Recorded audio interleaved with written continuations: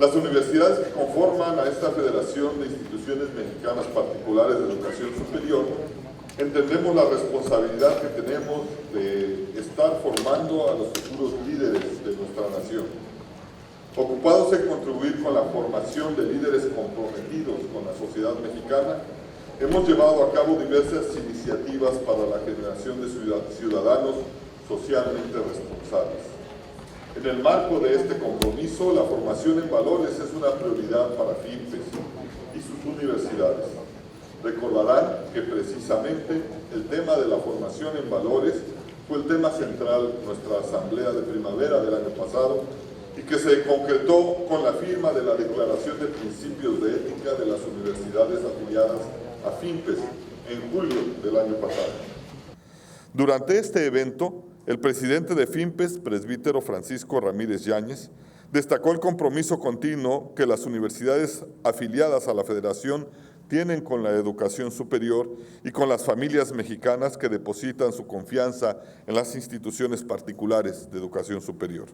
Además, recalcó la importancia de formar en los valores a los estudiantes y de que todas las universidades actúen con integridad y honestidad para fungir como ejemplo ante los alumnos y la sociedad en general, ya que de esa manera podremos dar rumbo a la construcción de una nación de verdad.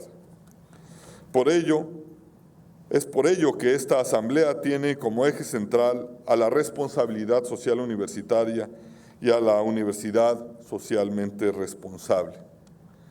En este contexto, es para mí un honor y un gusto presentarles a un muy apreciado amigo, nuestro conferencista magistral, el doctor Carlos Gabriel Gómez Restrepo, quien es hermano de las escuelas cristianas, es bachelor en educación por la Universidad La Salle de Bogotá, maestro en ciencia política por la Pontificia Universidad Javeriana de Bogotá y doctor en educación por St. Mary's University de Minnesota. Es docente desde hace más de 30 años y actualmente rector de la Universidad de La Salle de Bogotá, Colombia, autor de múltiples publicaciones sobre educación, ética y política, así como educación y conflicto. Puedo añadir de manera personal, con temor de herir la modestia de Carlos, un apasionado por la educación, innovador, que además sabe concretar en proyectos sumamente de un gran impacto social sus ideales de transformación de la realidad. Bienvenido, doctor Gómez Restrepo. Será seguramente un placer y muy interesante escucharle esta mañana. Muchas gracias.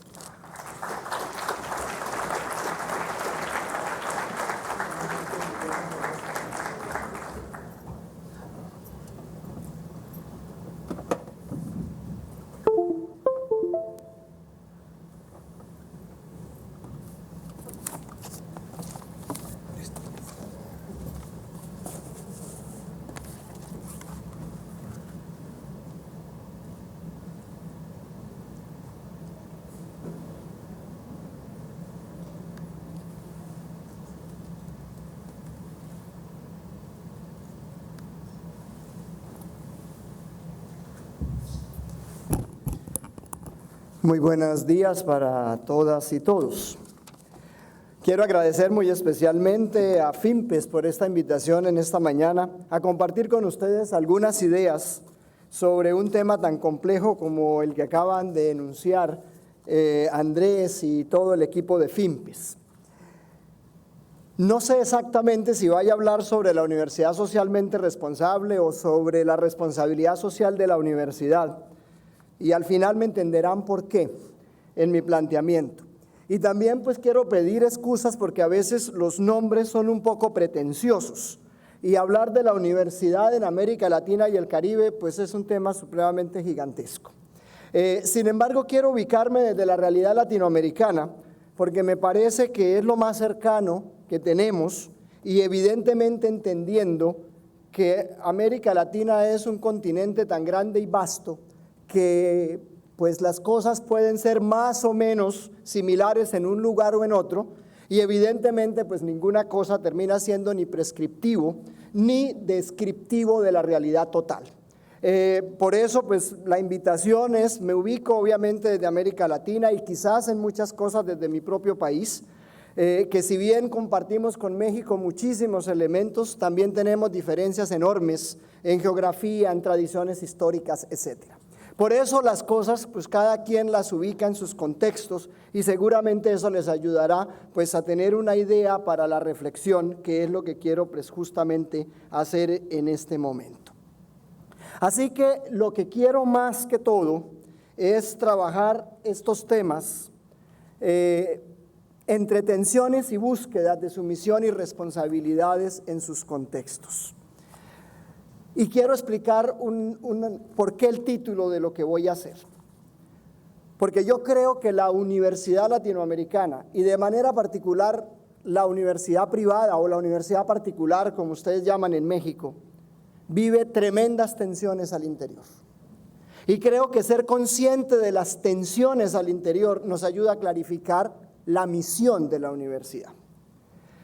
Y de paso decir una cosa que me parece honesto, una tensión no es negativa. Una tensión es una dinámica que siempre existe. Y lo importante de la tensión es saberla manejar. Y de ella tomar lo mejor que tiene, pero las tensiones existen. Así que pensarlas en positivo es lo mejor. Y no voy a hablar de la responsabilidad social exclusivamente, sino de las responsabilidades de la universidad. Para decir una cosa que va a ser continua en todo esto, porque creo que la responsabilidad fundamental de la universidad es ser universidad.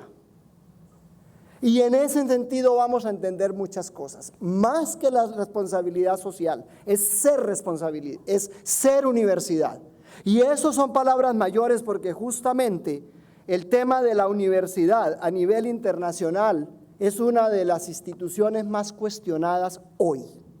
No solamente la Universidad Mexicana, la universidad.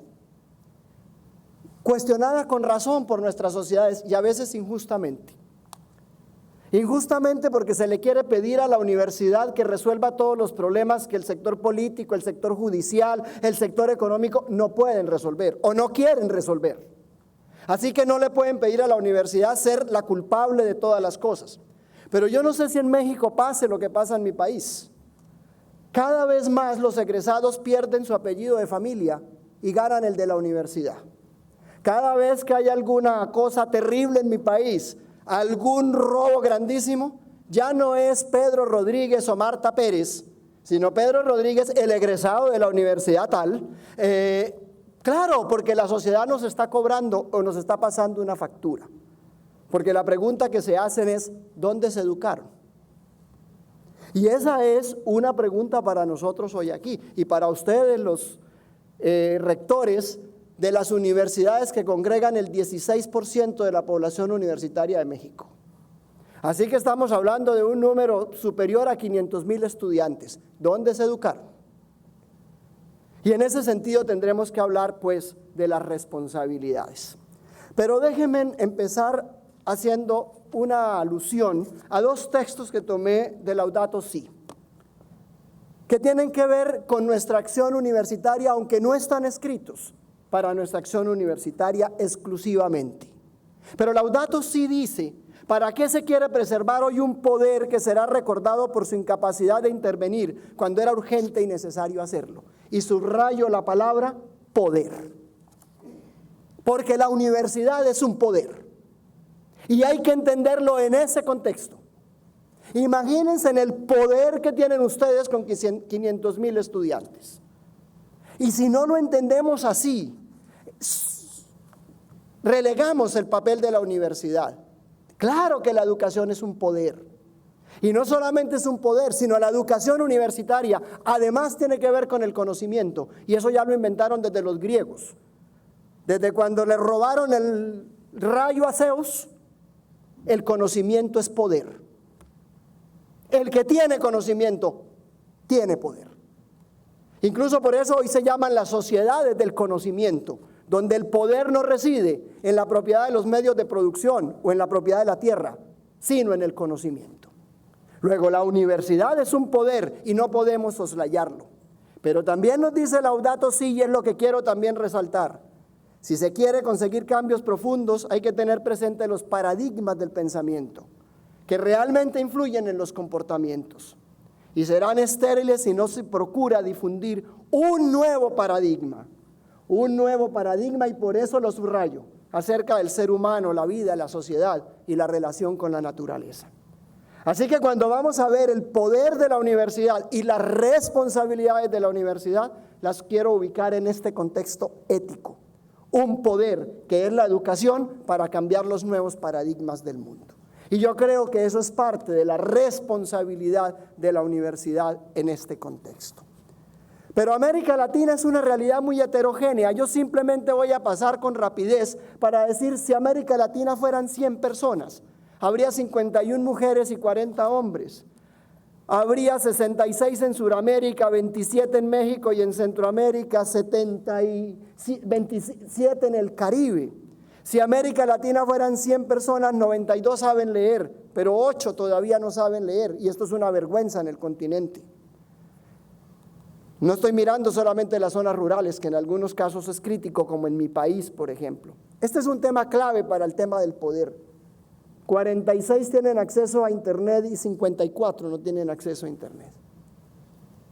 Hoy, un grupo humano que no esté conectado no participa de las posibilidades educativas ni de la transformación de sus sociedades. ¿Qué más nos dicen los datos? 94 tienen algún tipo de vivienda y 100 no tienen vivienda, es decir, viven en las calles. 35 serían mestizos, 29 blancos, 27 afrodescendientes, 11 indígenas y 1 de otras etnias. 93 tendrían agua potable y 7 no tendrían agua potable. 30 estarían en el sector rural y 70 en el sector urbano. Luego, esto es un mapa general de América Latina. Hay países más urbanos y más rurales que otros. Ustedes pueden ubicar más o menos dónde podría estar México en todo este contexto. Pero bueno, hay una realidad variopinta en América Latina, un crecimiento económico y niveles de desarrollo distintos. Simplemente quiero mencionar 3 documentos muy importantes que en una universidad pues daría muchísimos temas para discutir. Uno tiene que ver con el Informe de Desarrollo Humano de América Latina en el 2013, que entre otras cosas dice en su primera frase algo que tiene que golpearnos a todos. América Latina es el continente más desigual del mundo. Eso significa que nuestras sociedades son de las sociedades más inequitativas del planeta. Y eso significa que la brecha que existe social en América Latina tiene que ser reducida con rapidez. Otro documento, América Latina y el ascenso del sur. Claro que esto fue escrito durante los últimos años, a excepción de los 2 últimos, donde el boom de los commodities hicieron que nuestras economías crecieran y se duplicaran y se quintuplicaran en algunos países.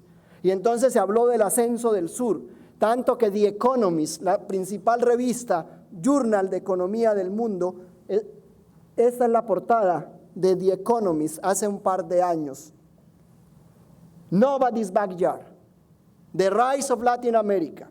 Y me encanta la manera como ponen el mapa. Cuando lo pongo en mi universidad, los muchachos dicen, está al revés. Pero ¿por qué está al revés en un universo que es infinito? ¿Dónde es arriba y dónde es abajo? ¿Dónde queda el norte y dónde queda el sur? Todo depende de donde nosotros nos situemos y cómo queremos imaginarnos el continente. De manera tal que hay signos de esperanza sin duda en las economías, pero todavía lejos de llegar a la equidad que necesitáramos. Estas son cifras que nos dicen cuántos habitantes de cada uno de nuestros países viven con $2.50 al día. Perdón, viven no, sobreviven, porque nadie vive con $2.50 al día. Y las cifras son escandalosas en algunos países, algunos otros han hecho mejor la tarea. Tremendos los datos de Honduras y Guatemala, difíciles los datos de México y Colombia, unos mejores por allá por Argentina y Uruguay, que han logrado solventar de mejor manera el tema del hambre. Pero esto sin duda significa no solamente hambre, sino exclusión. Y estos son datos pues importantes para tener en cuenta. Este es el nivel de desigualdad que existe en América Latina.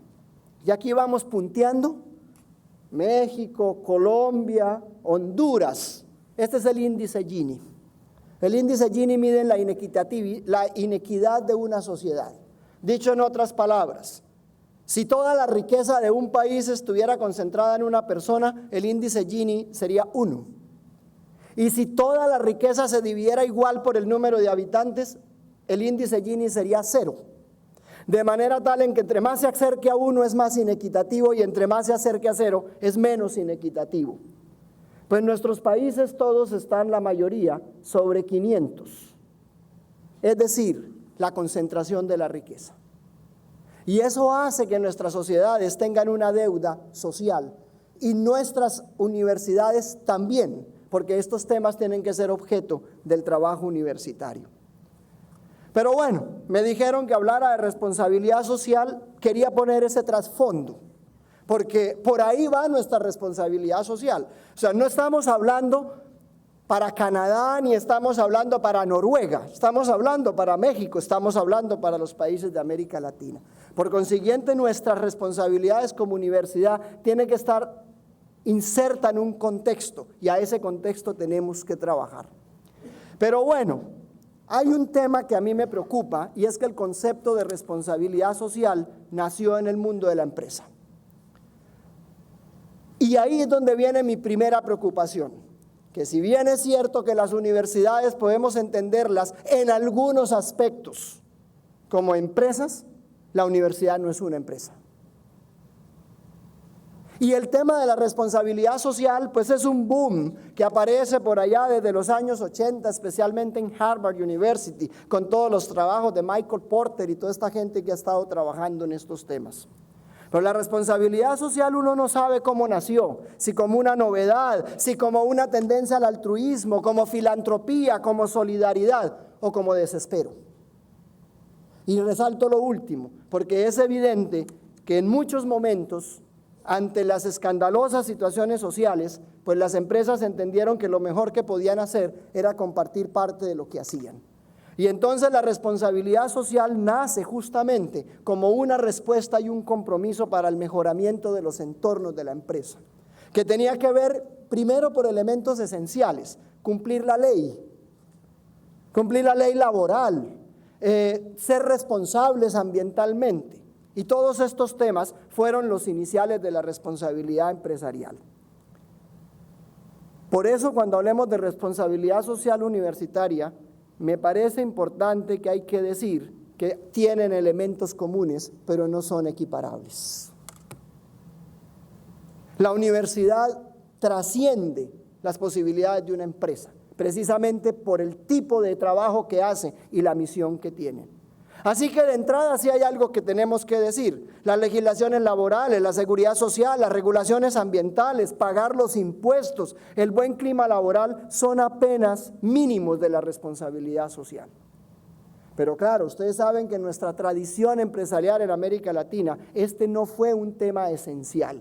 Más aún, en los años 80 era muy difícil que los empresarios de entonces, o un grupo significativo, no vamos a decir los empresarios, un grupo significativo, su intuición y su objetivo era acumular riqueza, olvidándose de que las realidades existían. Por fortuna hoy tenemos un nuevo empresariado que piensa que lo mejor que puede pasar es que más gente pueda consumir, porque entre más gente pueda consumir, más gente pueda comprar, pues nos va mejor a todos.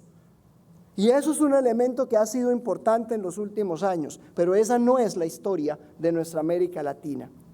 Así que, por eso hablar de responsabilidad social me parece que es un tema corto para todo lo que hay que decir con respecto a la universidad. Pero hay que decir también otra cosa, porque ya la escuela de Harvard no está hablando de responsabilidad social exclusivamente, sino que empezó a hablar de otra cosa: de la creación de valor social compartido. Voy a traer los dos esquemáticamente porque esto sería para una clase de business y ese ni es mi campo de acción, ni tampoco el objetivo de esta reunión.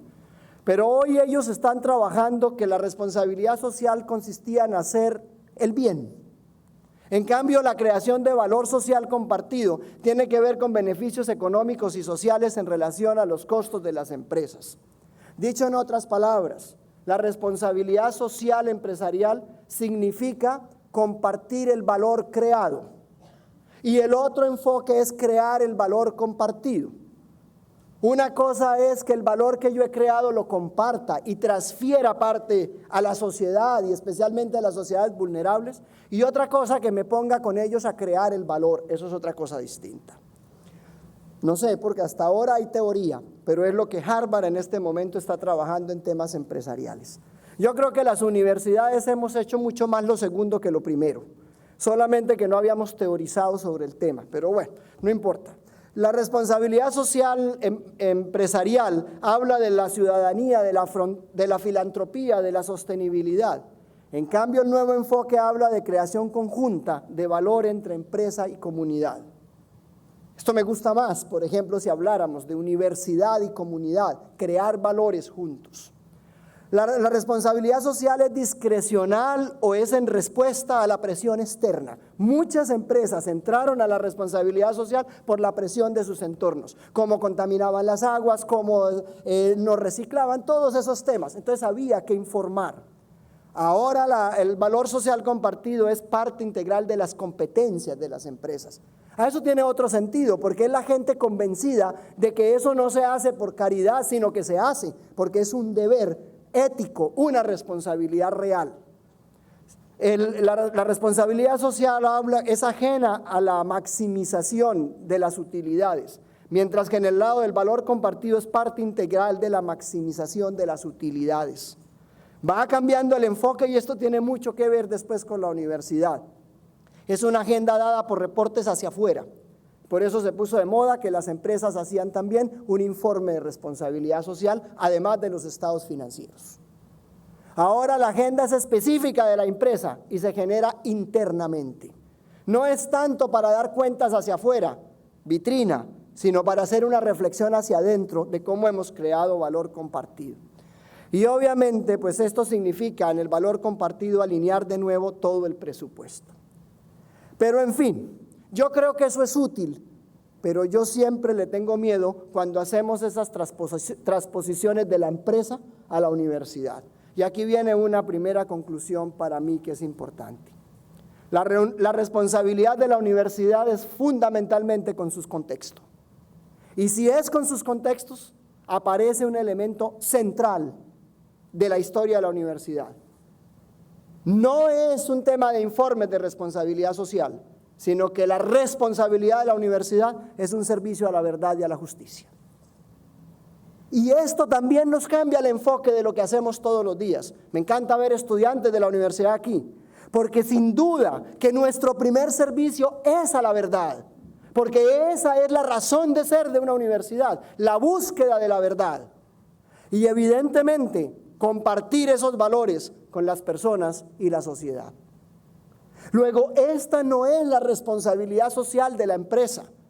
La empresa tiene como razón de ser utilidad, de generar trabajo, todas esas cosas que son fundamentales, mientras que la universidad, su responsabilidad mayor es un servicio a la verdad. Y esto cambia obviamente nuestros enfoques, por eso traigo los dos, pero quisiera que nos ubiquemos más en lo segundo. Y por eso dije al principio, creo que la principal responsabilidad de la universidad es ser universidad. Ser universidad. Y estas son palabras mayores y palabras emocionantes. Porque hablamos de ser universidad, inmediatamente nos remitimos a las funciones que tiene una universidad, que evidentemente tiene que ver con procesos formativos. Pero es que los procesos formativos no es producir camisas. Un proceso formativo no es producir botellas de aceite. Esos son procesos estandarizados importantísimos. Lo nuestro es, si es un servicio a la verdad, es formar personas. Eso no se estandariza. Eso es una dinámica de todos los días. Pero un servicio a la verdad porque la universidad investiga. Ya lo voy a hablar más adelante. Luego eso es una función esencial de la universidad. Y por eso digo que la universidad sea universidad, porque además de formar, de educar, investiga. Y además de investigar, todo eso tiene que tener un impacto real en las comunidades, en la transferencia del conocimiento, en el acercamiento del conocimiento a las comunidades, para que el conocimiento no sea exclusivo ni excluyente. En la medida en que la universidad difunda el conocimiento, en ese momento está construyendo sociedad. Luego, para mí es fundamental esta idea, que la universidad, particular como en el caso de ustedes, sea universidad. Y esa es una reflexión que tiene que darse en cada institución. Y esta es una reflexión que tiene que darse con autocrítica, con capacidad de cuestionarnos lo que hacemos. ¿Hasta dónde lo que hacemos es realmente universitario? ¿Hasta dónde lo que hacemos se matricula en una tradición de 10 siglos que tiene la universidad construyéndose siempre a sí misma? Entonces, si esa universidad, si la universidad de los que estamos aquí es universidad, pues necesariamente tenemos que entender que ese es nuestro objetivo y esa es nuestra misión. Volveré sobre el tema, pero quiero introducir aquí unos ruidos para que entendamos que estas son las tensiones con las cuales queremos ser universidad. Pero bien, no olvidemos que lo esencial de la universidad es generar conocimiento, crear conocimiento. ¿Para qué? Para difundirlo. ¿Y cómo se difunde? Por la educación. O por la docencia, si ustedes quieren, pero es que me parece que la palabra docencia es más restringida. Entonces se investiga y se educa. Y además, innovar. Innovar. Así que podemos hablar que la universidad, que es universidad, produce conocimiento, difunde conocimiento y aplica conocimiento. Produce conocimiento por medio de la investigación, difunde conocimiento por medio de la educación y aplica conocimiento por medio de la innovación. Y quiero decir una palabrita con respecto a la innovación. No volví nunca más a los eventos sobre innovación, porque ya me aburrí de oír que los únicos innovadores en este mundo son Bill Gates, Steve Jobs y todos esos que son uno entre 5.000 millones y que yo, un humilde mortal, no tengo la posibilidad de equipararme. Me aburrí de oír hablar de innovación, porque innovación tecnológica es eso. Y resulta que la innovación es mucho más grande que lo que hacen ellos, porque también hay innovación social. Y esa a veces nos parece que es de segunda categoría. Como no tiene el boom de que puedo yo hacer una empresa que en 2 o 3 años, como Facebook o cualquiera de esos, se transforme en una multinacional que no le caben los millones de dólares, a la innovación social que a veces le transforma la vida al pequeño, a la comunidad yaqui que queda aquí cerca y a la que los estudiantes van. Y seguramente hay innovaciones valiosísimas que ni se conocen ni se difunden, pero transforman vidas. Luego, cuando hablemos de innovación en la universidad, no es solamente eso. Hay innovadores en el mundo que han cambiado la vida de muchas comunidades, a veces con pequeñas cosas, pero que no tienen todo el papel o que no tienen toda la difusión o la propaganda que tiene la innovación tecnológica. Por supuesto que en sus universidades se puede hacer innovación. Seguramente algunos la reconocerán, pero esto es clave, que nosotros siempre nos preguntemos, ¿qué conocimiento generamos? ¿Cómo lo transferimos? ¿Y en qué innovamos? Si, como dije antes, que la universidad sea universidad, esos elementos son centrales. Pónganlos ustedes en las proporciones que quieran, pero eso es esencial a la universidad. Bueno, pero eso se hace con tensiones. Una tensión tremenda que ustedes manejarán siempre al interior de sus universidades. ¿A qué le atinan? ¿A la cobertura o a la calidad? Esta es una tensión que siempre existe. Y otra consecuente, la calidad y el financiamiento. Porque gústenos o no nos guste, tenemos que hablar de esto. Y ustedes saben que la educación de calidad es costosa. De eso no nos podemos llamar a engaños. La educación barata es mala.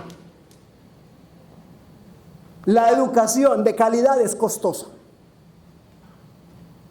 Muy costosa. Y esta es una tensión que siempre está en el corazón de las preocupaciones de los rectores y de la gente que tiene que manejar las universidades. ¿Cómo lo hace? ¿Cómo se financia, por un lado, y cómo ofrece calidad? La mayoría de ustedes lo ha resuelto, sin duda, pero eso sigue siendo la preocupación de todos los años académicos. ¿Y cuántos estudiantes voy a tener este año? Porque la inmensa mayoría de la financiación de la universidad particular en América Latina depende de la escolaridad de los estudiantes. En algunos países existe algún tipo de financiamiento del Estado, en otros es impensable. En algunos existe acceso a grants o a dineros para la investigación, en otros no existen. O en otros van exclusivamente dedicados a la universidad estatal. O sea que en la universidad particular hay una inmensa tensión entre la cobertura y la calidad, entre la calidad y el financiamiento. Pero no es la única tensión. Hay una tensión muy grande en nuestros países entre lo público y lo privado. Y fuera de eso tengo que decir que es una dicotomía perversa. Y cuando digo que es una dicotomía perversa, porque nos han enseñado en América Latina que lo público se contrapone a lo privado, como si fueran dos enemigos. Y lo que es perverso no es la antinomia público-privado, sino la manera como se entiende, que terminó identificándose lo público con lo estatal y lo privado con los capitales y con la empresa. Y si nosotros no somos conscientes en la universidad de esa dicotomía, estamos en problemas. Porque la universidad particular, por muy privada que sea, presta un servicio público. Por consiguiente, nuestro trabajo esencial es la construcción de lo público. Pero es que la construcción de lo público no lo hace el Estado exclusivamente. Sin duda que el Estado es un actor fundamental en lo público, pero no coopta lo público. Claro que no lo coopta, porque lo público es donde converge el bien común, que es la política, que es precisamente la que nos ayuda a resolver la dicotomía entre lo privado y lo público. Uno de los temas gravísimos de América Latina es la privatización de lo público. Por ejemplo, la corrupción que es privatizar lo público, es decir, robarse la plata del Estado. Y eso creo que pasa en todos los países. Yo creo que en México no mucho, pero pasa en todas partes. En el mío es tremendo. Eso es privatizar lo público. Pero a veces los muchachos universitarios, pero yo no privatizo nada. Un momento. Cuando uno se pasa un semáforo en rojo, eso es privatizar lo público. O parqueo mi carro encima del andén por donde pasa la gente, así que los peatones se bajen a la calle porque yo parqué el carro. Esas son actitudes de la privatización de lo público. Y a veces nuestro desorden secular en América Latina tiene que ver mucho con la privatización de lo público. Lo público es la construcción de lo que es de todos, el cuidado de lo que es de todos, y la educación es el elemento esencial para la construcción de lo público. Que somos particulares, por supuesto, pero estamos construyendo lo público. Y lo privado, pues obviamente es lo que queda únicamente en la esfera familiar e íntima de las personas. Eso es otra cosa distinta. Luego, la dicotomía no es que exista contraponiéndose, sino son dos realidades que convergen en la política. Más adelante lo voy a decir, porque la responsabilidad esencial y fundamental de la universidad es una responsabilidad política. Otra tensión, el servicio a la equidad y la estabilidad financiera. ¿Cómo ayudamos a que sea equitativa nuestra universidad? Claro, yo sé que todos quisiéramos tener la mitad de los estudiantes becados. Pero ¿y cómo vamos a sostener eso? Porque obviamente que el dinero no se da silvestre. Hay que buscarlo. Esa es una tensión muy grande que a veces nos produce hasta cargos de conciencia, porque uno quisiera abrir más la universidad a quienes no tienen la posibilidad de tenerla. Otra tensión, los sistemas de acreditación y los indicadores exógenos. Voy a hablar aquí pasito porque yo sé que FIMPES es también una agencia acreditadora. Hablo fuerte, gracias. Mire, aquí hay mucha hipocresía en esto. Y nos hemos dejado meter en todas estas cosas de los sistemas de calidad y eso nos está matando el espíritu de las instituciones.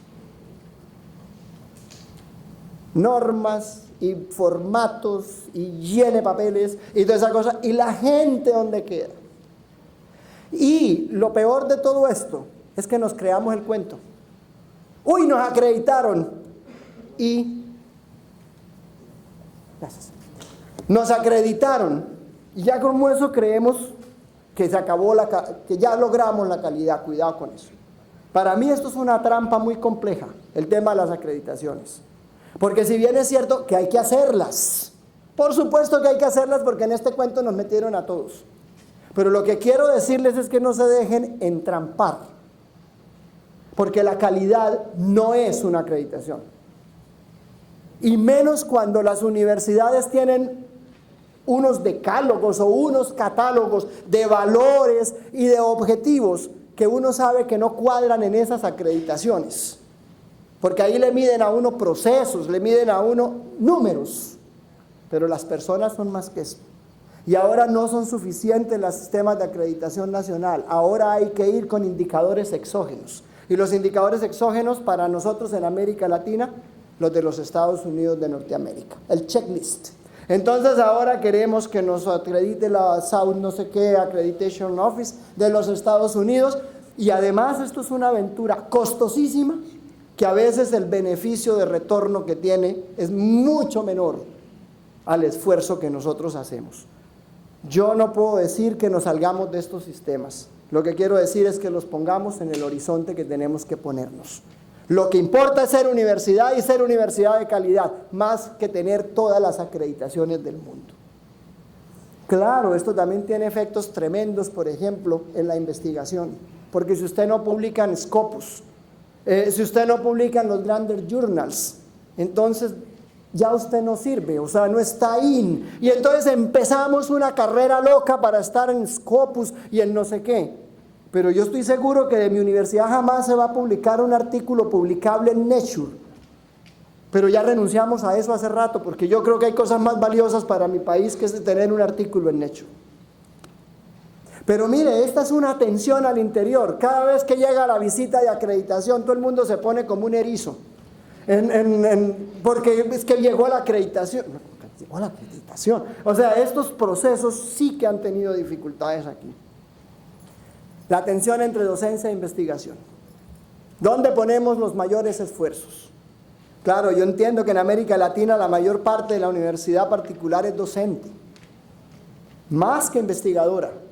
Pero la universidad no puede renunciar nunca a la investigación. Pero lo que sí creo que es fundamental es que le pongamos norte a la investigación. No podemos investigar de todo. Y yo creo que una cosa, al final lo diré, me parece que FIMPES puede manejar también sobre eso algunos temas. Es llegar a acuerdos sobre qué es lo que necesitan nuestras sociedades y qué de eso les podemos aportar. Yo lo vivo diciendo en mi universidad y ya creo que gané esa batalla. En esta universidad no vamos a buscarle una nueva luna a Júpiter. Eso se lo dejamos a la NASA. Aquí vamos a investigar en otros temas. Y más aún les digo a mis investigadores, ¿para qué sirven los papers que publican la mayoría de los profesores? Para inflar el ego del profesor.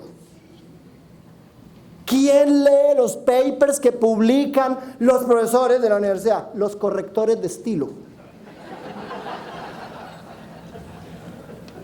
¿Para qué sirve entonces una investigación que no es transferible? Lo importante no es la investigación per se, lo importante es la transferencia social de la ciencia. Y es cómo hacemos que esa ciencia que se hace llegue a quien tiene que llegar. ¿Cuánta es la lecturabilidad de las revistas que publican nuestras universidades? Montones de revistas, nadie lee.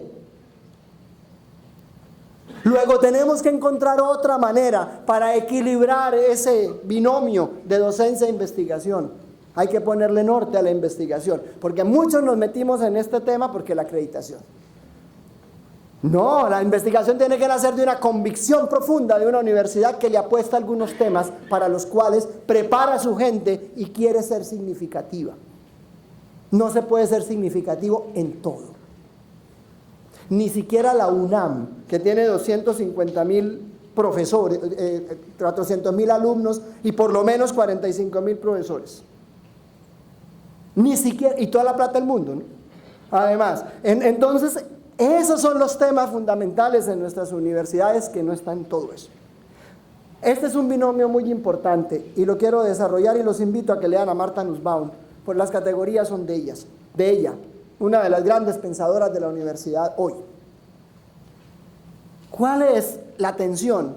El paradigma del desarrollo humano versus el paradigma del crecimiento económico. Dicho en otras palabras, el binomio o la tensión entre el humanismo y la rentabilidad. El planteamiento de Martha Nussbaum, ¿cuál es? La universidad norteamericana se quebró el día que sacó a las humanidades de los planes de estudio. El día que se entronizó que solamente importa la ingeniería, la ciencia, las matemáticas y la técnica, ese día se acabó la democracia de los Estados Unidos. Bueno, el circo que tenemos ahora de esta elección que viene, eso es la muestra más grande de que Martha Nussbaum tiene razón.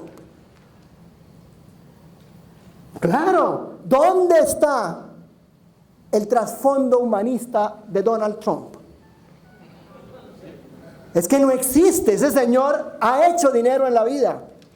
Esa es la contraposición y este es el resultado de lo que estamos viendo. Una universidad no puede renunciar a las humanidades. Y vuelvo y lo digo, no importa la carrera, pero humanidades que sean capaces de construir valores, pero que sean capaces de dar criterio para cuestionar los procesos. ¿Por qué la democracia en América Latina es simplemente un ejercicio electoral? ¿Por qué los ciudadanos nunca pedimos cuenta a los gobernantes? ¿Por qué los partidos políticos se agotaron? Claro, hay que volver a enseñar historia y geografía. Hay que volver a enseñar ética. Pero no solamente enseñarlo, sino generar los espacios del debate, justamente para que toda nuestra comunidad académica pueda recuperar los valores del humanismo, que no es otra cosa que la tradición de la humanidad que fue construyéndose por siglos y siglos, hasta que hemos llegado a una sociedad medianamente civilizada, pero que da la impresión de que en vez de mirar hacia adelante, quiere mirar hacia atrás. Este es un tema crítico en este momento. Crítico en mi país, cuando una cosa es de poca monta, en la universidad lo llaman costuras. Los estudiantes, ¿qué tiene ahora? Costura. ¿Y cuál es la clase? Pues humanismo. Entonces eso como que eso no sirve. Alguna vez les dije, tienen toda la razón, son costuras.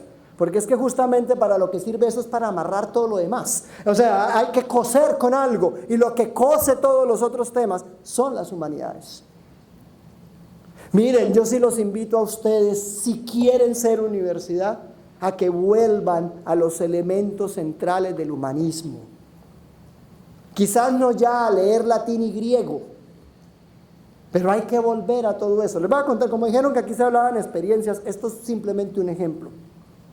Nosotros allá hicimos un trabajo interesante que nos costó canas, pero fue bonito. Establecimos en la universidad una cosa que llamamos el canon de los 100 libros. ¿Y eso qué significa? Que todos los estudiantes de mi universidad, de programas de pregrado, tienen que leerse al menos completos 100 libros durante su pregrado. De los cuales 80 son de su área y 20 son de la historia de la humanidad, del humanismo. Entonces volvemos a leer Platón, se vuelve a leer Sócrates, se lee a Montesquieu, se lee a Maquiavelo. Claro, se leen también el manifiesto del Partido Comunista, por supuesto, porque es que esa es la historia de la humanidad, pero se leen también encíclicas papales, o sea, no es solamente de un lado que vamos a leer, es volver a las humanidades, volver a la lectura. Desafortunadamente la generación joven es una generación poco lectora. Alguna vez les dije a los profesores que se quejaban de eso, alcen la mano los que ya se leyeron los 20 libros generales del canon. 2 o 3. Entonces les dije, ¿para qué critican a los estudiantes que no leen si ustedes tampoco leen?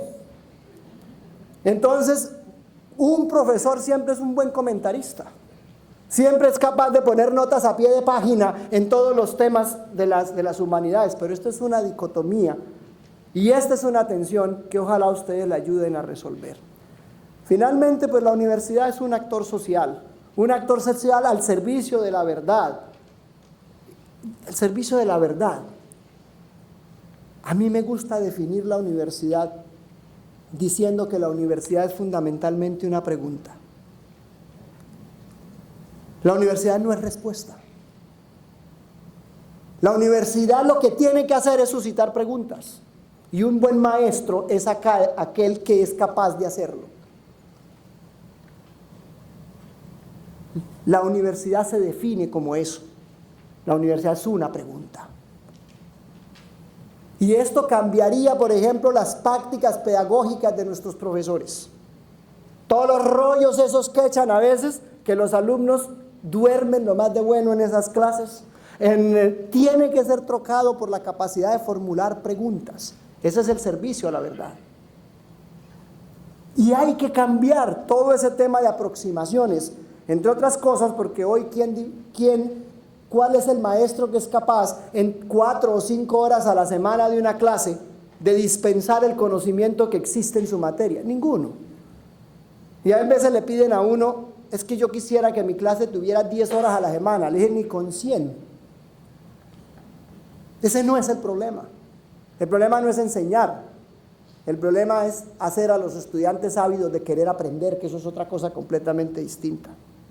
La universidad es pregunta para que sea un servicio de la verdad y siempre ir más allá del currículo, más allá del plan de estudios, más allá de los muros de la universidad, para que dejemos de entender que nosotros somos el centro del universo y tenemos que llegar más allá.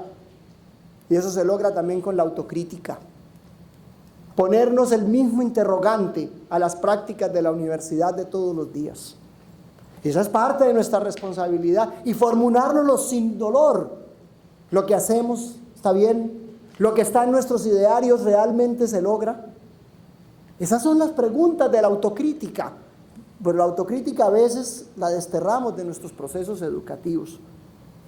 En fin, no es posible hablar simplemente de responsabilidad social de la universidad sin considerar la historia de la universidad, su papel en la sociedad y las nuevas demandas que pesan sobre ella. Pero obviamente que estas son las 2 palabras claves de la universidad: autonomía y responsabilidad. Una de las grandes conquistas de la universidad en su historia, la autonomía.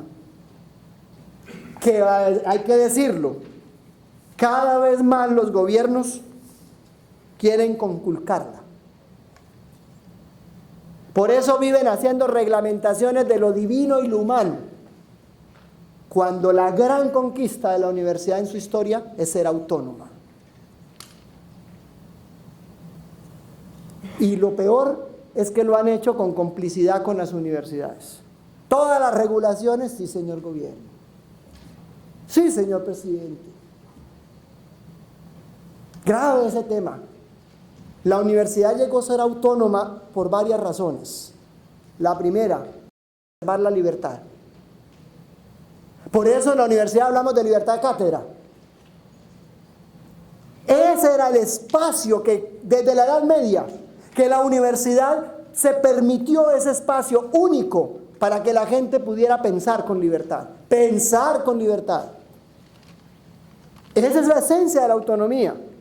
A mí a veces me gusta contar historias de la historia de la universidad, porque por ejemplo la Universidad de Heidelberg en Alemania llegó hasta tener cárcel al interior, porque tenía derecho a juzgar a los estudiantes. Claro que a veces uno con envidia ve eso, ¿no? Porque más de una vez uno quisiera mandar a uno a la cárcel. Pues a mí me ha pasado, ¿no? Yo supongo que a ustedes no, pero...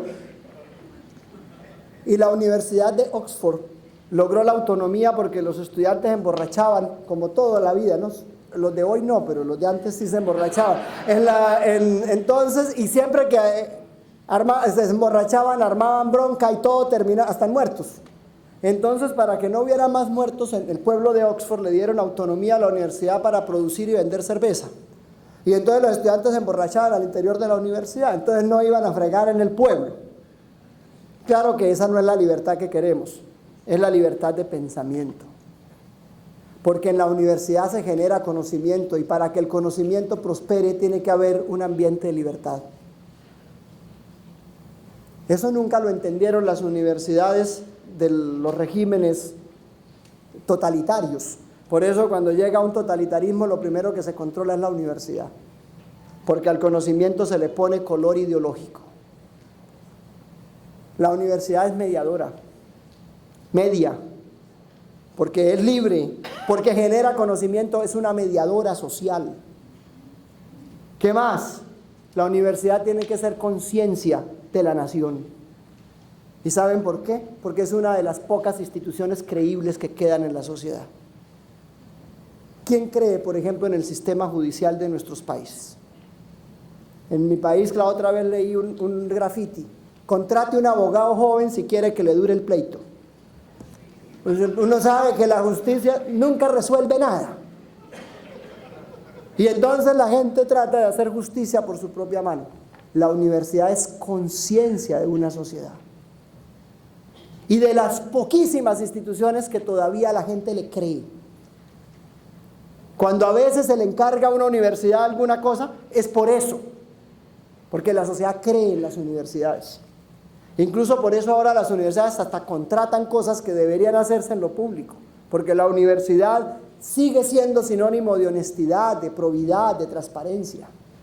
Pero más, la universidad es el espacio del diálogo, no de los fanatismos. El espacio del diálogo, porque en la universidad se debaten ideas, no posturas ideológicas fundamentalistas. Y por eso hay que preservar nuestros campus de los fundamentalismos que cada vez son más comunes.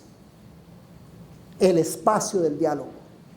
Eso hace que la universidad necesite ser autónoma. Y obviamente ahí es donde entendemos la frase de Heidegger: la autonomía solo es posible en la base de la autorreflexión. Y eso tiene que ver con la autocrítica. En fin, pero existen amenazas internas también de la universidad. La primera, el autismo. Instituciones autistas. No ven, no oyen, no saben de contextos, el mundo gira por un lado y las universidades van por otro. Autistas. A la universidad hay que traer los grandes debates de la nación. A la universidad hay que traer los grandes posicionamientos políticos. La universidad tiene que ser el espacio del debate. Ojo, no de la indoctrinación, que es otra cosa distinta. Del debate, porque el papel de la universidad no es decirle a los estudiantes qué pensar, sino ayudarles a que conformen su criterio para saber ellos qué quieren pensar, que es otra cosa distinta. Por eso en la universidad se puede, en la libertad, debatir. Y el debate ayude a construir el pensamiento. Cada vez es más común que las universidades, cuando hay campañas políticas, traigan candidatos al debate. Mi país es tremendamente politizado y obviamente los países de la izquierda radical pues tienen muy bien organizada la gente. Cada rato van. Que si podemos ir a la universidad, sí, siempre y cuando haya de todos los pelambres. Es decir, aquí no viene nadie a indoctrinar a los estudiantes, vienen a debatir las ideas frente a los estudiantes. Allá ellos lo que quieran pensar. Pero el deber de la universidad es abrirse a la sociedad, justamente para traer los grandes temas nacionales. Autistas. Otro tema que a veces es otra amenaza interna. Y es esa tendencia a cambiarle la vida a todo el mundo y no ser capaz de cambiársela dentro de la universidad. Damos vueltas sobre lo mismo como el perro mordiéndose la cola.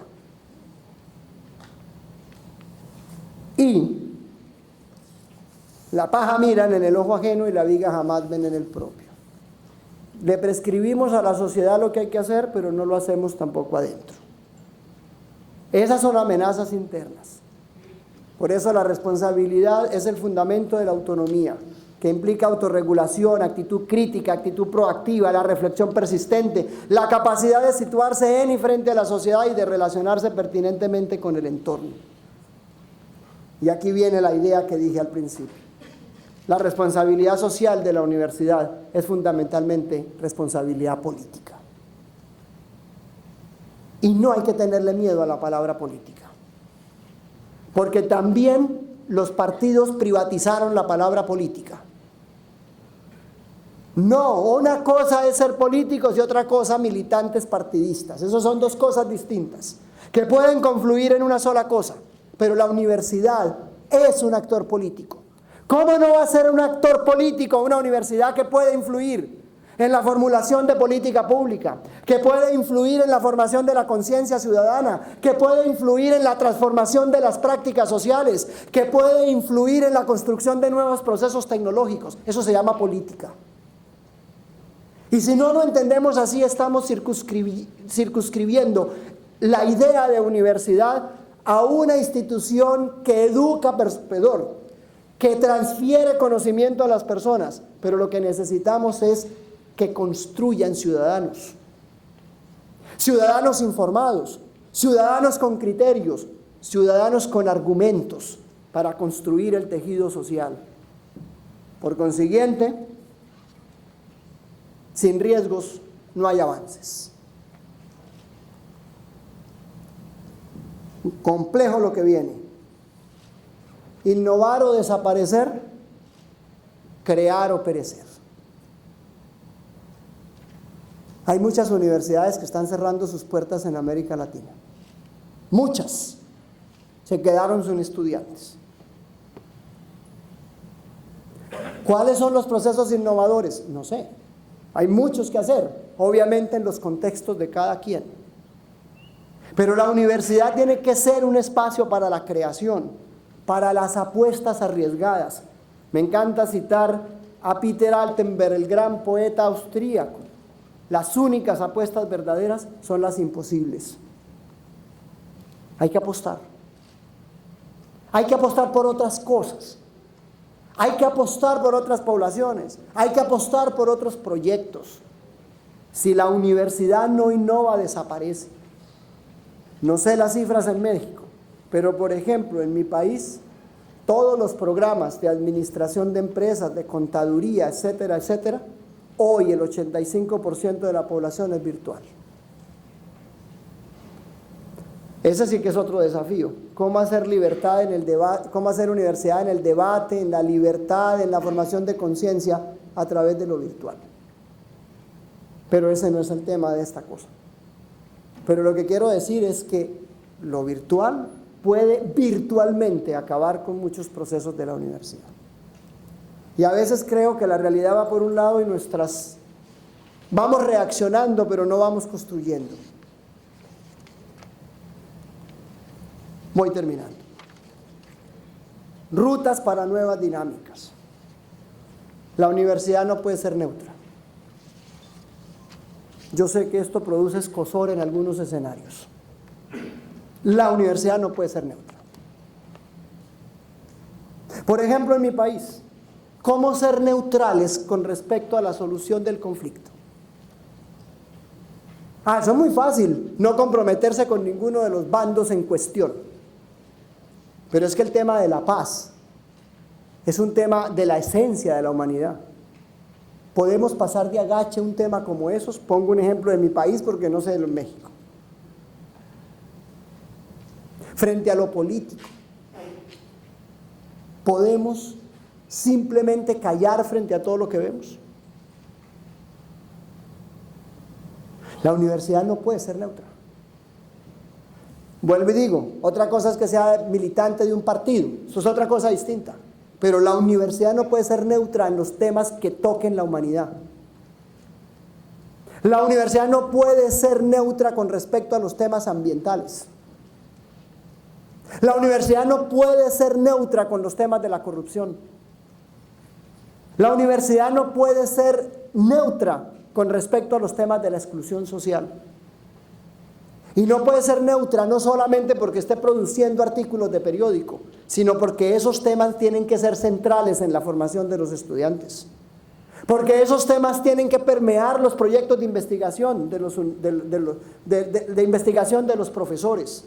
Porque esos temas tienen que ser objeto de las publicaciones de la universidad y de la transferencia de conocimiento. La universidad no puede ser neutra. Bueno, es que la educación no es neutra. Y lo peor es decirla neutra, porque cuando la decimos neutra, le aseguro que tiene una carga ideológica terrible detrás de todo eso. Por eso es mejor decirlo explícitamente que dejarlo a que la gente lo adivine. Yo no sé a ustedes, pero a mí sí me pasa. Yo no tengo dificultad con la gente que piensa distinto a mí. En cambio, tengo terrible dificultad con la gente que no sé lo que piensa.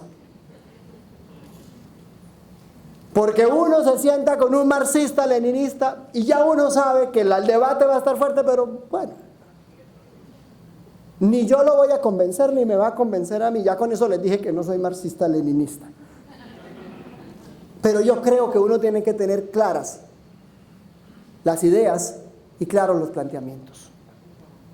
Porque es la manera de poder construir. Obvio que dentro de una universidad existe una variedad de posiciones, pero al fin de cuentas en algunas cosas a veces hay que terminar tomando posiciones. Pero lo peor es no tomarlas. La universidad no puede ser neutra. Tiene que tener identidades claras. Porque una sociedad plural se construye sobre identidades claras. Hay universidades que son confesionales, otras que pertenecen a partidos políticos, otras que no sé qué.